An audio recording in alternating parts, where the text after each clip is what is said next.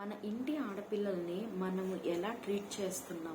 మరి మన భారతదేశంలో ఒక నానుడు ఉంటుంది కదా, ఏంటి, ఇంట్లో ఆడపిల్ల సంతోషంగా ఉంటే ఇంటిల్ల పాది సంతోషంగా ఉంటుందని మనం వింటూనే ఉంటాం. మరి మన ఇంటి ఆడపిల్లని మనం ఎలా ట్రీట్ చేస్తున్నాం? How well are you treating your daughters? How well are you treating your sisters? How well are you treating your wives? How well are you treating your cousin sisters?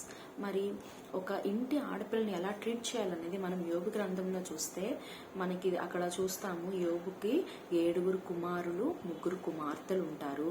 మరి ఆ ఏడుగురు కుమారులు ఒక్కొక్క ఇంట్లో వారు ఫీస్ట్ చేసుకున్నప్పుడు ఆ 7 కుమారులే ఒక్కొక్క ఇంట్లో ఫీస్ట్ చేసుకునేవారు. ఎప్పుడు ఫీస్ట్ చేసుకున్నా వారు వారి అక్క చెల్లెలను పిలిపించేవారు. వారితో పాటు సంతోషించడానికి, వారితో పాటు వారు తినడానికి వారి అక్కను వారి చెల్లెలను వారు పిలవనంపించేవారు.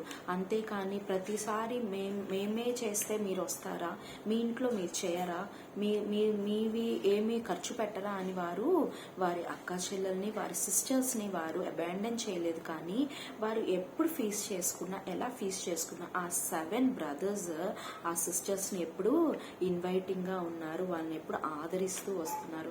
మరి నీ సిస్టర్ ని నువ్వు ఎలా ట్రీట్ చేస్తున్నావు? మ్యారేజ్ అయిపోయినంత మాత్రం నీ రక్త సంబంధం తెగిపోతుందా? అయిపోయినంత మాత్రం నీ బంధుత్వం తెగిపోతుందా? అయిపోయినంత మాత్రాన నీ ఆప్యాయత ప్రేమ చల్లారిపోతుందా? ఎలా చల్లారిపోతుంది? అది దేవుడిచ్చిన బంధం. అది సహోదరుల ఐక్యత కలిగి ఉండటం ఎంత మేలు, ఎంత మనోహరం అని దేవుడు చెప్తున్నాడు. మరి నీ సిస్టర్స్ ని నువ్వు ఎలా ట్రీట్ చేస్తున్నావు? ఆమెను ఆదరిస్తున్నావా లేదా? అన్నిట్లో ఆమెను గైడ్ చేస్తున్నావా లేదా? మరి బైబిల్ మెన్షన్ చేయబడి ఉంటుంది ఏమని? స్త్రీలు బలహీన ఘట్టాలను ఎరిగి వారిని బలపరచండి, వారిని ఘనపరచండి అని ఉంటుంది. మరి ఆ బలహీన ఘటాన్ని నువ్వు ఇంకా మిస్యూజ్ చేస్తున్నావా? అడ్వాంటేజ్ తీసుకుంటున్నావా? లేక వాళ్ళని నువ్వు ఆనర్ చేస్తున్నావా? ఎందుకంటే మనకి దేవుడు ఈ ఇట్టి వర్స్ మనకి రాయించాడు అంటే బైబిల్లో అది ప్రాముఖ్యమైన విషయమే. మరి అది ప్రాముఖ్యం కాకపోతే దేవుడు ఆ పదం మెన్షన్ చేయాల్సిన అవసరం లేదు. కానీ దేవుడు మాట రాయించాడు కాబట్టి మనం దాన్ని పట్టుకోవాలి. ఆ వాక్యాన్ని పట్టుకొని మనం మన జీవితాల్లో దాన్ని అన్వయించుకోవాలి. మరి నీ వైఫ్ నువ్వు ఎలా ట్రీట్ చేస్తున్నావు? మరి ఆమెని కొట్టడం, అన్పార్లమెంటరీ వర్డ్స్ యూజ్ చేయడం, ఆమెతో హార్ష్గా ఉండడం, ఆమెను టైం స్పెండ్ చేయకపోవడం, లేదా ఆమెను ఇష్టానుసారంగా అందరి ముందు తిట్టడం, ఆమెను అవమానపరచడం, ఇవంతా నువ్వు చేస్తున్నప్పుడు దేవుడు చూస్తున్నాడని నువ్వు మరువద్దు. ఎందుకంటే ఆయన బిడ్డను ఎలా ట్రీట్ చేస్తున్నావు ఆయన చూస్తాడు. అది కూడా ఒక బలహీన ఘటాన్ని నువ్వు ఎలా ట్రీట్ చేస్తున్నావో ఆయన చూస్తున్నాడు. కనుక నువ్వు ఒక్కసారి జ్ఞాపకం తెచ్చుకో, నువ్వు ఒక్కసారి భయపడు, ఒక్కసారి దేవుని వైపు చూచి ఆయన స్త్రీల్ని ఎలా గౌరవించాలని ఆయన నీకు ఆజ్ఞాపించాడో అలా నువ్వు చేయాలి. అటువల్లనే యేసుక్రీస్తు ప్రభు ఈ లోకంలో ఉన్నప్పుడు ప్రతి స్త్రీని ఆయనతో గౌరవించాడు. ప్రతి స్త్రీని ఆయన అమ్మ అని సంబోధించేవాడు. మరి ఆయన ఇచ్చిన వాల్యూ, ఆయన ఇచ్చిన రెస్పెక్ట్ నువ్వు ఇవ్వలేవా?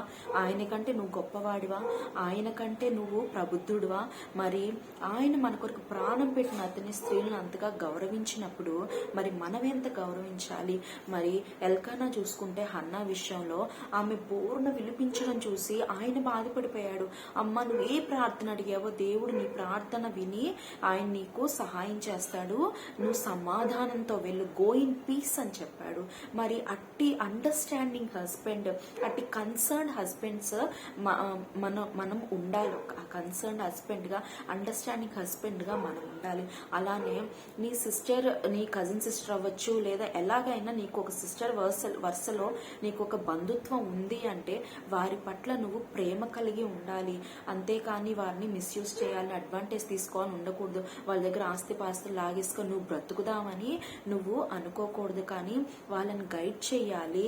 వాళ్ళకి నువ్వు ఎలా మార్గంలో నడవాలో వారికి తెలియచెప్పడంలో తప్పేమీ లేదు. మరి అటువలనే మనం ఇంకొకటి తీసుకుంటే మోదక ఏం చేస్తాడు? తన పినతండ్రి కుమార్తె అయిన ఎస్తేర్ను ఆయన అడాప్ట్ చేసుకున్నాడు. మరి ఈ రోజులో ఎంతమంది ఉన్నారు అలాగా?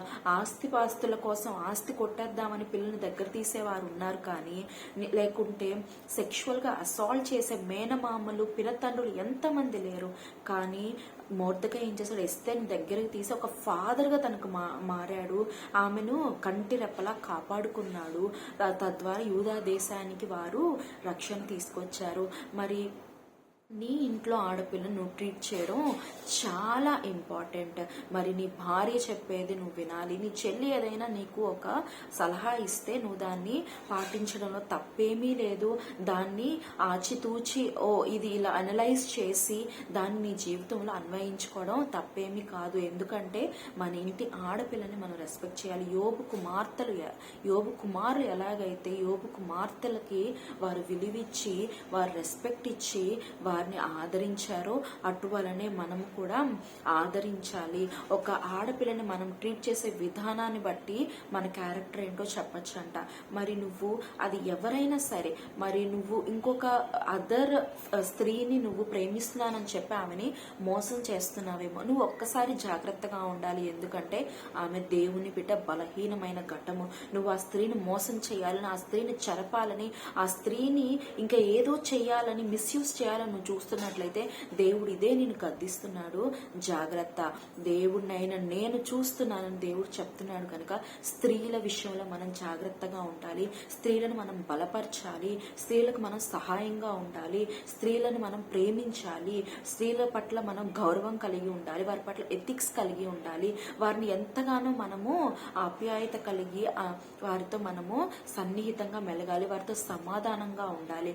అంతేకాని నువ్వెంత అంటే నువ్వెంత, నీ డబ్బు నేనే ఎందుకు ఖర్చు చేయాలి, నువ్వెందుకు ఖర్చు చేయవు, నువ్వే ఎందుకు ఇలా, నేనెందుకు ఇలా ఉండకూడదు, మీకే ఎందుకు ఇలా, మీకే ఎందుకు ఇన్ని బెనిఫిట్స్ అని చెప్పేసి వారి మీద ఇష్టానుసారంగా ఎగరద్దు. కానీ దేవుడే చెప్తున్నాడు కనుక దేవుని ప్రకారం మనం నడుచుకుంటూ స్త్రీలని గౌరవించడం ఎంతో ప్రాముఖ్యం. మరి మన బస్సులో కూడా రాయబడి ఉంటుంది కదా, స్త్రీలను గౌరవించడం మన సాంప్రదాయం. వారి సీట్లలో వారినే కూర్చొనిద్దాం. మరి ఎంతమంది పాటిస్తాం? అసలు పాటించం కదా మనం.